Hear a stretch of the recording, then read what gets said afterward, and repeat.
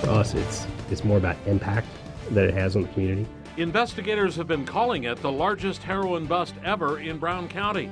Now they're breaking their silence on the investigation, giving us new details on the methods they used. It is something that we use when we see a good opportunity to make an impact. A Fox 11 Investigates follow-up, topping tonight's Fox 11 News at 9.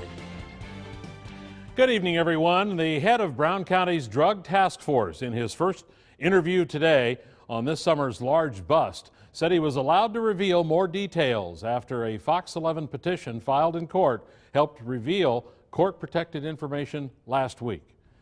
The county's top drug investigator talked with Fox 11's Ben Krumholtz today, and Ben joins us now tonight. And Ben, what have you learned new about the investigation? Well, Tom, Lieutenant Dave Poteet explained how a wiretap was able to expose the different layers of the alleged heroin ring.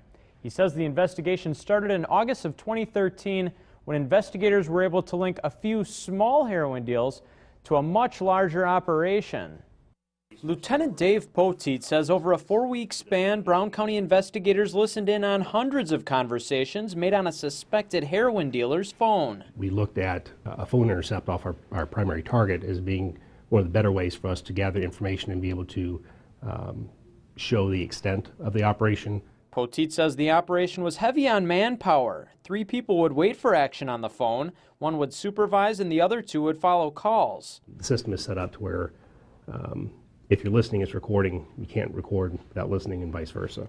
Through state law, the details of those conversations remain protected, but here are the facts on what the wiretap helped produce. 36 people were arrested, 32 on heroin-related charges, and more than 123 grams, or about 4.3 ounces of heroin, were seized. We believe we kind of gutted this pretty well. Poteet says the heroin was coming from Illinois, being purchased in bulk for about $150 a gram. He says the lowest level of dealers in Brown County would then sell half a gram for the same $150 price. Investigators say the first goal was to arrest the dealers in Brown County, then the users, and eventually Jafari Mahoney.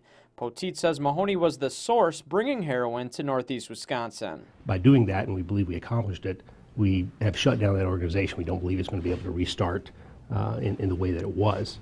Poteet says without the wiretap, he believes only about 7 people would have been arrested. He says there's also evidence the bust put a dent in Green Bay's heroin problem. When the arrests were being made this summer, Poteet says heroin was selling for $225 a gram. He says a gram is now selling for $350, a lesson of supply and demand. That was our goal in this, is to get as many people as we can so that we can get them into the court system and then get them into treatment so they aren't back out there committing the other crimes they're committing, as well as drug distribution.